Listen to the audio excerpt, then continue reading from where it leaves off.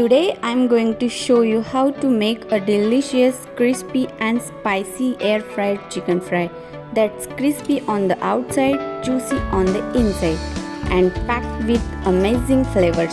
So without wasting any time, let's get started. Welcome to Paneli Kitchen. In a mixing bowl, take 2 tablespoons of ginger, garlic and coriander paste, half teaspoon of black pepper powder, 2 tablespoons of mustard oil, 1 teaspoon coriander powder, 1 teaspoon turmeric, 2 tablespoons of curd, salt to taste, 1 tablespoon of homemade mix masala, 1 tablespoon of chicken masala, 500 gram boneless chicken, 2 tablespoons of gram flour. Mix everything well so that every piece of chicken is evenly coated. Cover it and let the chicken marinate for at least 30 minutes. Place butter paper into the air fryer basket and lay the chicken in a single layer.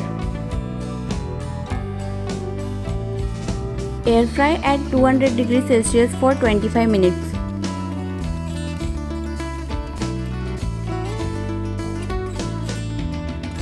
Our crispy air fried chicken fry is ready.